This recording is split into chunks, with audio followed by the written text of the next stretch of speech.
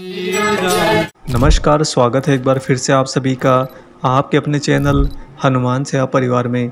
आशा करते हैं कि प्रभु श्री हनुमान जी और परम पूज्य गुरुदेव बाबा नीम करौली महाराज जी आप सभी भक्तों पर असीम कृपा सदैव बनाए रखें। दोस्तों, एक भक्त से अपने जीवन के अंदर कई बार गलतियां हो सकती है। गलतियां तो हो ही सकती हैं, साथ ही उससे कई गलत कर्म भी हो सकते हैं। कालांतर में जब वह भक्ति की राह पर चलने लगता है, एक अलौकिक गुरु दिव्य संत को समर्पित होता है और स्वयं अपने आराध्य को हृदय में बसाते हुए निरंतर भक्ति का अनुपालन करने लगता है। ऐसे में उसके मन में कभी न कभी यह प्रश्न अवश्य उठता है कि मैं अभी भक्ति तो कर रहा हूँ, लेकिन इससे पहले मैंने कई बार गलतियाँ करी है या फिर गलत कर्म किए हैं। तो क्या मेरे गुरु मेरी भक्ति को स्वीकार करेंगे? क्या मेरे प्रभु मुझे भक्ति के मार्ग पर आगे माफ़ करके साथ लेकर चलेंगे? यह प्रश्न अमूमन हर एक भक्त को परेशान करता है, क्योंकि उसने पूरे जीवन भर यहाँ पर यह सुना होता है कि आप जैसा कर्म करोगे वैसा फल आपको अवश्य मिलेगा, या फिर कर्म के चक्र से कोई बच नहीं सकता। अतः वह अपने पुरानी गलतियों और पुराने गलत कर्मों को याद करता रहता है और साथ ही अपने गुरु अपने ईश्वर के सामने ग्लानि महसूस करता है।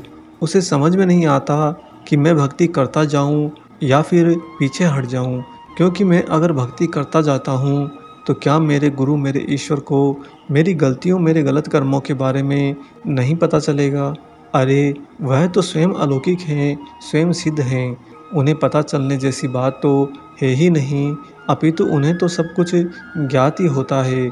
ऐसे में वो मुझे किस दृष्टि से देखेंगे कि यह मनुष्य जो यहाँ पर गलत कर्म करके अब मेरे पास में आया है, उस दृष्टि से, या फिर यह मेरा भक्त है, मेरी भक्ति करता है, इस दृष्टि से। यही सारी बातें एक मनुष्य को भक्ति के मार्ग पर स्वयं के चित्त में आनंद को जागृत करने से बाध्य कर देती हैं, उसे रोक देती हैं। जब तक किसी भक्त के हृदय में स्वयं के चित्त में आनंद का वास नहीं होता, आनंद अर्थात ईश्वरीय भाव, जब तक उसका हृदय उस आनंद से खिलखिलाने नहीं लगता, तब तक वास्तव में वह भक्ति की राह पर अग्रसर नहीं हो पाता, अपितु वह तो डर डर कर कदम रख रहा होता है। आज की इस खास वीडियो में हम आपको महाराज जी के परिप्रेक्ष्य में इसी बात का खुलासा करेंगे कि अगर किसी भक्त से किसी मनुष्य ने अपने जीवन में गलत कर्म किए हों या गलतियां करी हो, तो उसके द्वारा भक्ति पर समर्पित हो जाने पर गुरु किस तरह से उसके हृदय की इस समस्या का समाधान कर देते हैं। दोस्तों, महाराज जी अक्सर कहा करते हैं कि अपने जीवन में जो भी कर्म करो वह सारे कर्मों के केंद्र में ईश्वर का ध्यान रखो, अर्थात उस कर्म को करते समय परिणाम की दिशा में स्वयं को अग्रसर तो करो ही, साथ ही हर क्षण ईश्वर को वही कर्म समर्पित करके चलो। अगर आप ऐसा करते हैं तो वह कर्म गलत कर्म में तो कभी परिवर्तित हो ही नहीं सकता। महाराज जी कहते हैं कि एक मनुष्य जो गलतियां करता है, जो गलत कर्म अपने जीवन में करता है, उनके समय में वास्तव में वह ईश्वर से विमुख होता है, उसे ईश्वर याद ही नहीं आते। याद आते तो क्या वह गलती करता, क्या वह गलत कर्म की दिशा में अग्रसर होता? महाराज की ये बात बड़ी ही ठोस है। लेकिन वही मनुष्य जिसने पहले गलत कर्म किए होते हैं, गलतियां अपने जीवन में करी होती हैं और उस समय तक वह महाराज जी के संपर्क में नहीं आया होता है, कालांतर में जब वह बाबा की भक्ति में अग्रसर होता है, तब वास्तव में बाबा उसके साथ में क्या करते हैं? क्या बाबा उसे भय से मुक्त कर देते हैं, या फिर उसके गलत कर्म, उसकी गलतियाँ वास्तव में उसके साथ में उसका पीछा करते हुए आगे बढ़ती हैं?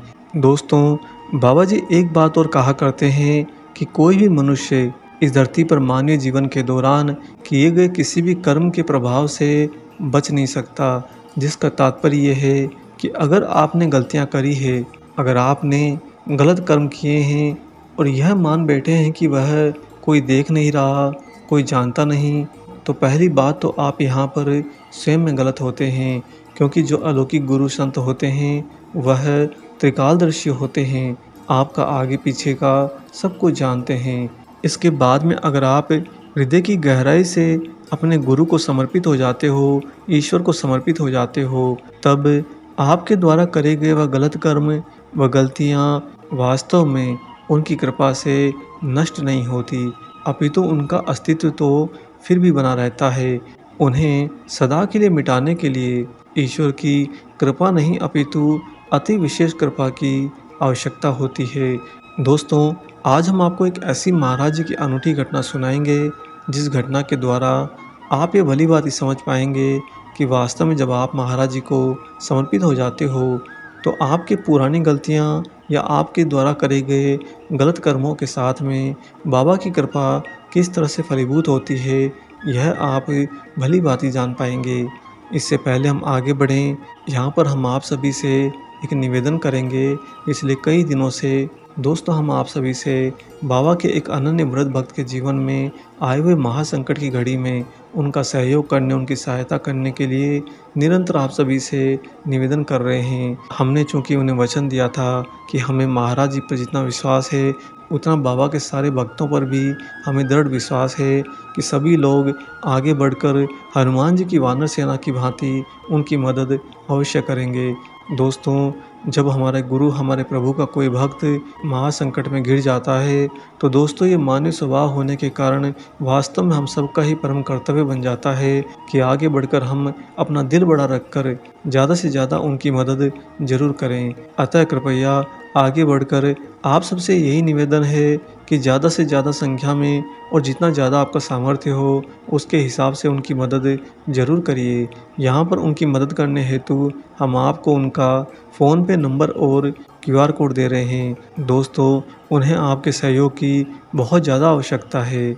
ढलते जीवन की वृद्ध अवस्था में जब मनुष्य महासंकट में घिर जाता है, तो उसका महासंकट वास्तव में ईश्वर को ही पुकारता है, अपनी आत्मा से पुकारता है। उनकी उसी पुकार के चलते हमने ये निश्चय किया था कि हम सभी के साथ मिलकर उन्हें महासंकट से जरूर बाहर निकालेंगे। हम बार बार महाराज जी से यही प्रार्थना करते हैं कि आप सभी भक्तों को बाबा जी प्रेरणा दें, जिससे आप सभी लोग आगे बढ़कर उनकी मदद जरूर करें। महासंकट में घिरे ईश्वर के भक्त की मदद करने से वास्तव में हम हमारे ही प्रभु की सेवा कर पाते हैं। अतः दोस्तों, उनकी गंभीर स्थिति को समझते हुए कृपया आगे बढ़कर उनकी मदद जरूर करिएगा। आइए अब लौटते हैं अपने वीडियो पर और आपको सुनाते हैं बाबा की वह सत्य घटना। एक बार की बात है, कैंची धाम के बरामदे में बाबा जी के तख्त के सामने विदेशी भक्त रामदास जी बैठे हुए थे। वह महाराज जी के लिए कुछ संतरे लेकर आए थे और उन्होंने उसे बाबा को अर्पित कर दिया। दोस्तों, उस समय महाराज जी के तख्त पर अन्य भक्तों के द्वारा लाई गई अनेक प्रकार के फल एवं मिठाइयाँ भी रखी हुई थी। बाबा जी ने रामदास के द्वारा लाए गए उन संतरों को एक एक करके उठाना शुरू किया और कुछ ऐसा हाव भाव बनाया जैसे बाबा ने कभी संतरे देखे ही ना हो। रामदास को महाराज जी का यह हाव भाव थोड़ा विचित्र लगा, क्योंकि एक तरफ तो उन्हीं के तख्त पर कई तरह की मिठाइयाँ और फल रखे हुए थे। इसके बाद में बाबा रामदास के द्वारा लाई गई उन संतराओं के प्रति ऐसा अपरिचित व्यवहार कर रहे हैं, इसे देखकर रामदास थोड़ा चकित हो गए। साथ ही रामदास ने यह भी देखा कि महाराज जी एक अनूठे ही उत्साह से भर उठे हैं। तत्पश्चात जब रामदास एक एक संतरा उठाकर महाराज जी को खिलाने के लिए उसका छिलका उतारते, त्यों ही बाबा आगे झुककर लपक कर उसके हाथ से वह संतरा ले लेते और बहुत ही तेज गति के साथ में जल्दी जल्दी से उस संतरा को खा भी लेते। इस तरह बाबा ने थोड़े समय में ही देखते 8 संतरे स्वयं खा डाले। महाराज जी के आदेश अनुसार एक स्कूल के अध्यापक ने बाकी के शेष 4 संतरे रामदास को भी खिलाए। रामदास को ये पूरा वृतांत समझ में नहीं आया। तत्पश्चात संध्या को उसने बाबा की ही सेवा करने वाले एक अन्य भक्त से इसका भेद जानना चाहा। तो दोस्तों, महाराज जी के उन भक्त ने उन्हें बताया कि वास्तविकता तो यह है कि इस प्रकार बाबा जी रामदास तुम्हारे द्वारा करे गए अपकर्मों को, अर्थात बुरे कर्मों को, तुम्हारी गलतियों को बाबा जी स्वयं के ऊपर ले लेते हैं। वह तो करुणा निधान हैं, दया के सागर हैं। कैसे भला अपने भक्तों को तपती अग्नि के मध्य में छोड़ सकते हैं। इसलिए महाराज जी किसी न किसी भौतिक अवस्था को माध्यम बनाते हुए अपने भक्त के सारे बुरे कर्मों को, उसकी गलतियों को स्वयं के ऊपर ले लेते हैं। और बाबा ऐसा आखिर करते क्यों हैं? क्योंकि उनके उस भक्त ने जो भी गलतियां और बुरे कर्म किए होते हैं वह एक साथ में तो मिटाए नहीं जा सकते। अतः महाराज जी उन्हें अपने ऊपर ले लेते हैं, क्योंकि बाबा की जो अलौकिक ऊर्जा है उसकी उष्णता के अंदर सारे की सारी गलतियां और बुरे कर्म गल कर स्वाहा हो जाते हैं। उन भक्त ने रामदास को यह भी बताया कि वास्तव में महाराज जी के सामर्थ्य की कोई सीमा नहीं है। महाराज जी तो वह हवन अग्नि हैं जो हमारे सारे कर्मों को लेकर भस्मसात कर देते हैं। तत्पश्चात रामदास को ये पुष्टि हुई कि वास्तव में महाराज जी ऐसा विचित्र व्यवहार उनके साथ में क्यों कर रहे थे। दोस्तों, रामदास कहते हैं कि अलौकिक गुरु जो ईश्वर हमारे सामने होते हैं, हमारे साथ में होते हैं, उनके उसी कृपा के साथ के तले वास्तव में हम जितनी भी गलतियाँ पहले भी कर चुके होते हैं या जिन कर्मों को हम बुरे कर्म कह सकते हैं और वह भी हमारे ही द्वारा किए होते हैं, तब हमारे गुरु, हमारे ईश्वर की कृपा ही नहीं अपितु विशेष कृपा छलक जाती है और वह हमारी सारी गलतियों, हमारे बुरे कर्मों को स्वयं पर लेकर अपनी ही ऊर्जा के तले उनका नाश कर देते हैं।